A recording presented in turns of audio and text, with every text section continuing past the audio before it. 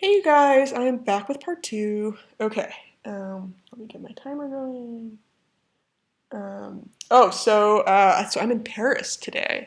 Tomorrow I will be back in the U.S. But yeah, I've been in Paris for like the last week. It's been really fun. I recommend it as a vacation destination. That's all I can say. Okay, cool. But neither here nor there. Let's talk about SA3. So let's okay. So one of the challenges with SA3 is organization. So that is just always going to be a challenge when you're working with a lot of sources or when you're writing a paper that's long. Trust me, I have been there. It is really hard. So let's think about this about how to handle the issue of organization. No matter how organized you were before you started writing, chances are that things got a little disorganized when you were actually drafting because frankly, guys, that's just how writing works. It's impossible, it just doesn't, it takes, as we've been talking about from the beginning of the semester, what we need is a bunch of different passes of revision in order to sort of bring a piece of writing to a good state. It doesn't happen overnight or in one, sort of you don't sit down and it comes out great. So let's talk about a first kind of disorganization that I see in your SA3s. So when you're working with a lot of sources, it can be really easy to sort of let your sources be the boss of your paper. In fact, I saw this. For some of you, this is going to sound like a familiar comment because I saw this in a couple of people's SA2s. If you structured your SA2 so that you kind of just talked about all the different parts of Scholes' essay, this is a comment that I probably left for you on that SA2. So remember, like, who's in charge of this essay? Who is the boss of this essay? It ain't your sources, guys. It's you and it's your argument, right? Your thesis has to be the boss of the paper. Like, the point of everything in your paper is that it advances your thesis, right?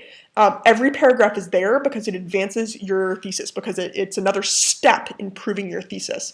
Not just because you're like sort of moved, okay, so the next source is, and the next source is, that's a sign of this kind of disorganization. So remember that every paragraph needs an analytical point that is connected to proving your thesis, and you state that analytical point in the bun.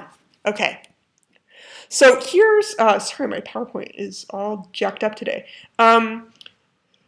Here is a sort of example of a paper where we have sources really running the show more than they should be. So the previous paragraph ends. Overall, these statistics were helpful in portraying a general idea of what kind of information are shared on general social media sites. The next paragraph begins. Another source that discusses this topic is Mernon and Smolak, 2012.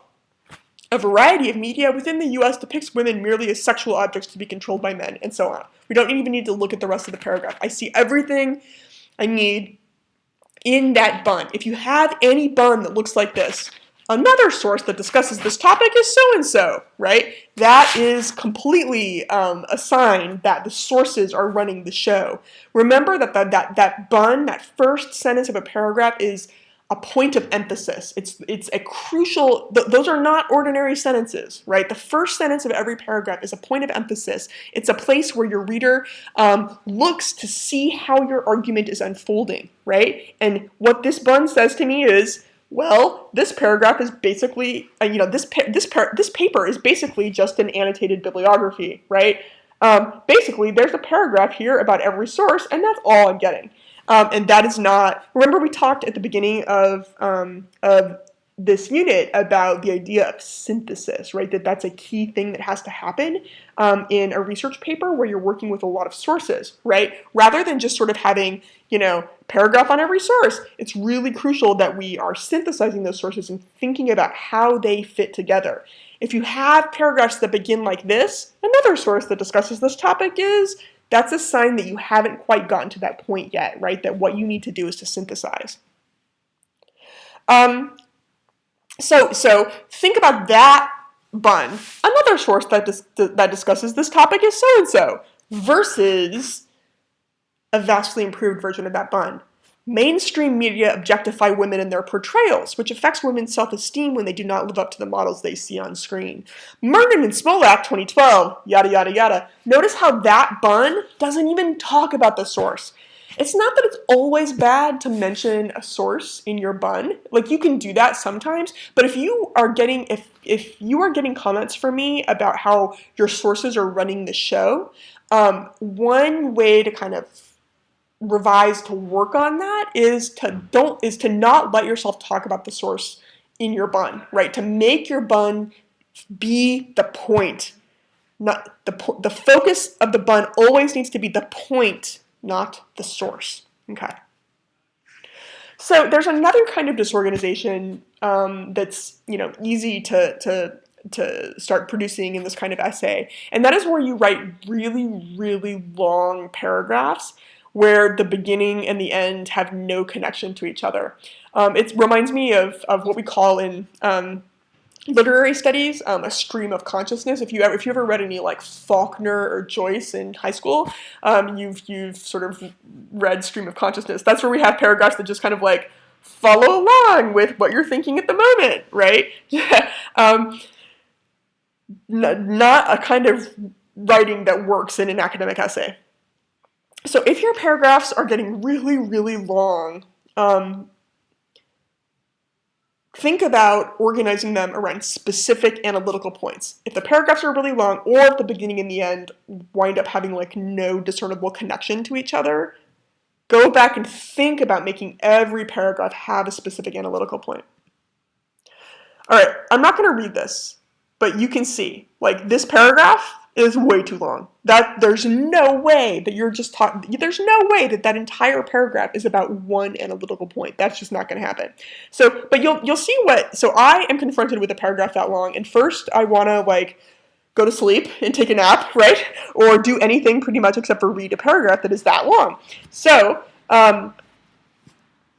one thing that I notice immediately, though, is that what you see in the color coding. Look, that paragraph is actually like 3 different paragraphs all combined together. If I go through and kind of look at the logic here, look at the various topics that are being discussed, the various points that are being made, there's actually 3. So what you want to do here is to just break it up, right? Remember that we need every paragraph to have a specific point. And if you're trying to like get everything into one paragraph, it's not going to work. Break it up into a series of more discrete, smaller, bite-sized analytical points. Okay. So let's talk about a third problem that is common with this kind of an essay, and that is the problem of like not using evidence effectively. So this is a research paper, and what that means is that basically everything in your paper needs evidence, right? In a research paper, it's not a think piece, right? It's not about your opinion at all. It is about making claims that you back up with evidence. So everything you say in this paper needs evidence. So this means that you should not have any paragraph, with the possible exception of an intro or a conclusion, that does not have citations. Every paragraph ought to be citing sources. So one good sort of thing to do while you're doing your revision is to just sort of think about like, where do you make claims that would be stronger if you had sources, right? Where are you saying something that that you think is true, but that you're not really giving us quite as much information as you might, where you're not backing it up with sources? Then, at this point, it's perfectly acceptable to go back and do some targeted research that you may not have realized you needed to do at the beginning in order to find evidence for specific claims that that you need evidence for. Another way this problem manifests is where, like, sometimes it's easy to not give your reader quite enough information about your sources.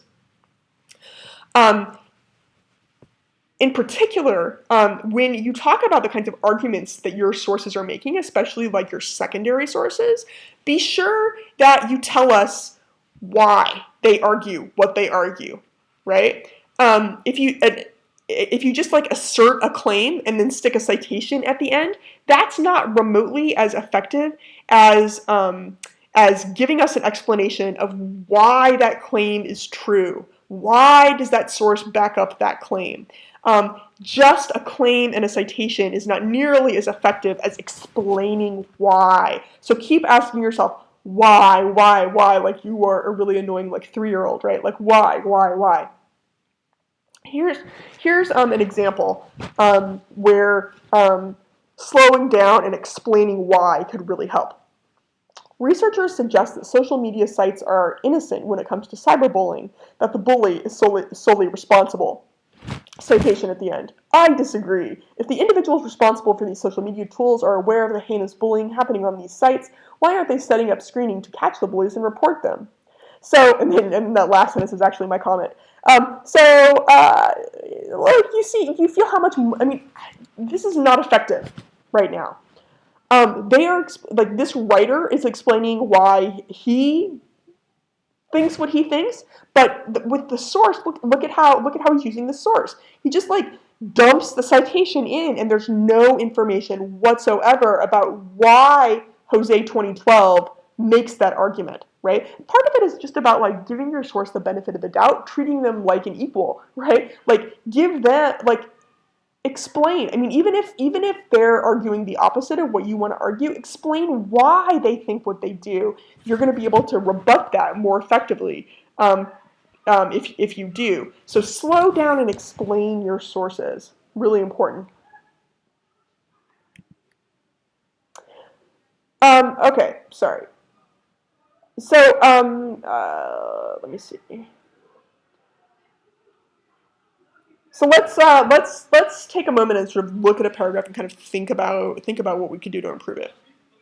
This was from a paper that I had a couple of years ago, that it was about internet addiction disorder, which is actually like a real thing, which I don't know about you, but I suspect that I have. Okay, so the paragraph says, a diagnosis of IAD is sometimes hard to come by in all of the articles that I've read. Unless the addict realizes that he or she needs help, there's really no sign of a problem. It's not like the heroin addict that has needle marks on the body.